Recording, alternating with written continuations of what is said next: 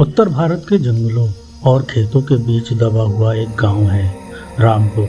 दिन में यह गांव बिल्कुल आम लगता है, लेकिन जैसे ही सूरज डूबता है, रामपुर अपनी सांस रोक लेता है। शाम ढलते ही दरवाजों पर मोटी सांकलें चढ़ जाती हैं, खिड़कियों पर लकड़ियों की पट्टियां लग जाती हैं और कुत्ते बिना वजह रोने लगते हैं। गांव के बीचों बीच है एक पुराना काला पड़ा तालाब, चौधरी का तालाब। तालाब ऐसा नहीं कि पानी चमके, उसका पानी रोशनी को निगल जाता है। रामपुर के बुजुर्ग जब चौपाल में बैठते हैं तो तालाब की तरफ पीठ करके बैठते हैं, क्योंकि कहते हैं जो उसे देख ले वो पूरी जिंदगी उसी को देखता रह जाता है। करीब 100 साल पहले रामपुर पर राज करता था चौधरी धर्म सिंह। घमंड उसकी आंखों में था और क्रूरता उसके हर फैसले में थी। तालाब के पास उसकी हवेली थी, ऊंची दीवारें, लोहे का फाटक और लालटेन की पीली रोशनी। एक दिन उसने गांव की सबसे गरीब विधवा की झोपड़ी गिरवा दी। झोपड़ी ठीक तालाब के किनारे थी और वह जमीन चौधरी धर्म सिंह की आंखों में खटकती थी। विधवा ने वहीं दम तोड़ा।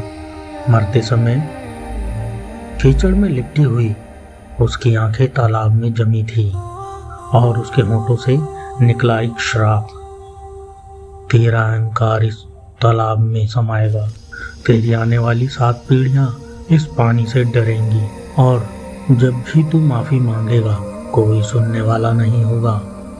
उस रात तालाब का पानी पहली बार बिना हवा के हिला था। कुछ ही हफ्तों बाद आधी रात में हवेली में अचानक पैरों की आहट हुई। नौकरानी ने घबराकर खिड़की खोलकर देखना चाहा। चौधरी धर्म सिंह नंगे पांव बिना लालटेन सीधे तालाब की तरफ जा रहा था। उसकी चाल कठपुतली जैसी थी। ना उसने पीछे देखा, ना उसने किसी की आवाज सुनी। सुबह तालाब के बीचों बीच चौधरी की पगड़ी तैरती रही थी। पानी के नीचे से बुलबुले उठ रहे थे, जैसे कोई सांस ले रहा हो। लाश कभी मिली नहीं। उस रात के बाद से हर अमावस की रात तालाब से आवाज आती थी, मुझे माफ कर दो। आवाज कभी बूढ़े की होती, कभी बच्चे की और कभी किसी औरत की। जो भी तालाब के पास गया, कोई लापता हुआ, कोई पागल हो गया और किसी के बाल एक ही रात में सफेद हो गए। कहा जाता है अब तालाब सिर्फ पानी नहीं रहा, वो एक जिंदा कब्र है।